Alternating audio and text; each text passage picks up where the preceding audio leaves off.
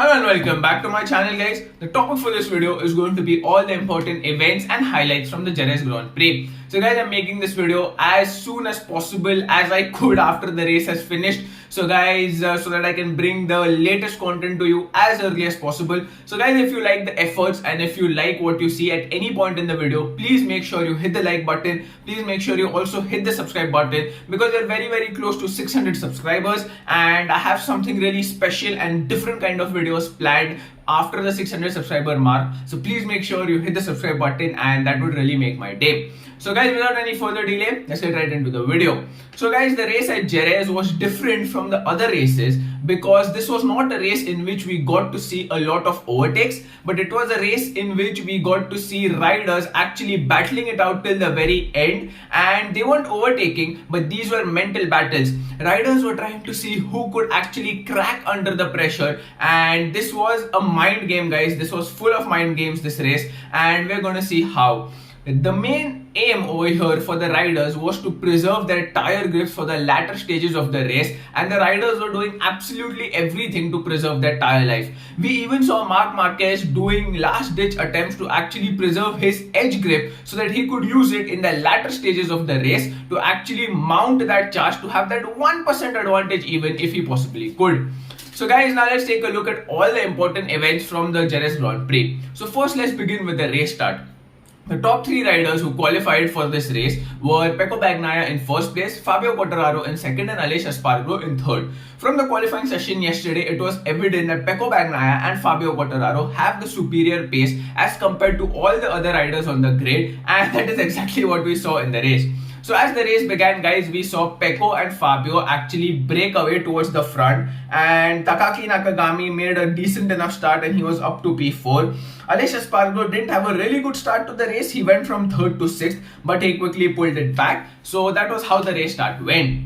So guys, the next important talking point is obviously the battle between Quartararo and Pecco Bagnaia. So guys, Pecco Bagnaia and Fabio Quartararo had an intense battle. It was raging from the very start of the race till the very end of the race. These two riders were in the league of their own. They had superior race pace than any other rider on the grid. Yes guys, any other rider on the grid. And they started battling right from the start of the race to the very end of the race. But guys, credits to Pecco Bagnaia because he was leading from the first lap of the race and he led until the very last lap of the race. It was a great ride, and challenging him in P2 and absolutely making him work the hardest was Fabio Quartararo.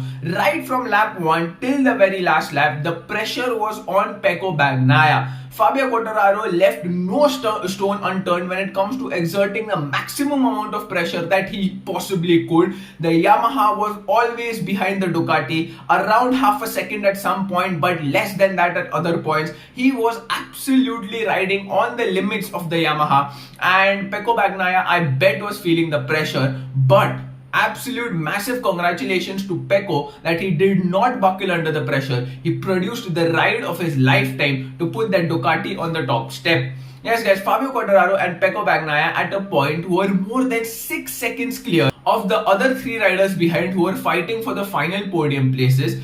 They were absolutely in the league of their own. There was absolutely no catching them. The interesting part over here was, yes, there was no overtake that took place between Pecco and Fabio. Pecco start of the race was leading and until the end of the race he kept it. But Fabio Quartararo was in P2 from start to finish, yes. But the important thing to see over here was how Fabio Quartararo was pressuring Pecco Bagnaia.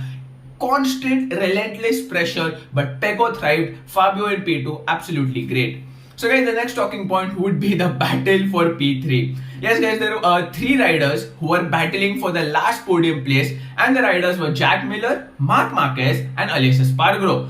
Like the front group, guys, these riders were almost in the same order till the very end of the race. Miller was in front of Marquez and Marquez was in front of Aleix Espargaro. It could have absolutely been anyone's podium in the end, and till the very end these riders weren't making many moves, but at some point or the other the penny had to drop. And guys, the penny dropped pretty later on in the race towards the closing stages of the race when Marquez, who was behind Miller, finally decided to make a move. He put his bike very comfortably on the inside of Jack Miller with about 5 laps to go, made the move comfortably, and he was all set, looked all set to at least take the final podium position. But on the last corner, which is the Jorge Lorenzo corner of that particular lap, which was like 5 laps to go or whatever, Marc Marquez ran it wide, made a mistake, almost fell off from the bike, and Jack Miller ran it wide as well, and that gave Aleix Espargaro an open door, an open opportunity to absolutely blitz past both of them.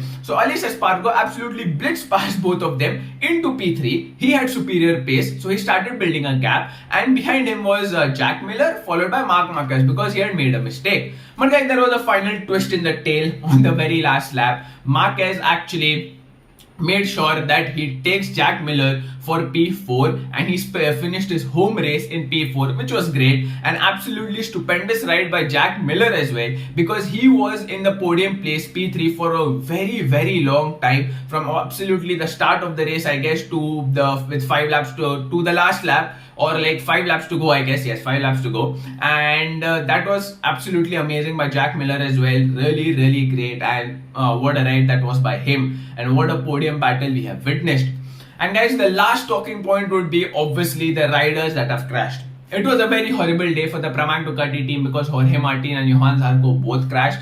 Another rider who crashed was obviously Darren Binder of the With-You Yamaha RNF racing team. That was a sad crash as well. Stefan Bradl crashed, remounted, crashed again. So that was another bad day for him. Another rider who did not crash but had a horrible day was Alex Rins. He was in the middle of the pack, did not have a good qualifying, wasn't having the race pace. There was no Rins comeback on the cards this round. He ran it wide on some turn, and he ran it very deep into the gravel trap. Came back on track, I think in 21st position or something. Did not have the race pace, so not a crash, but it could be counted as a crash.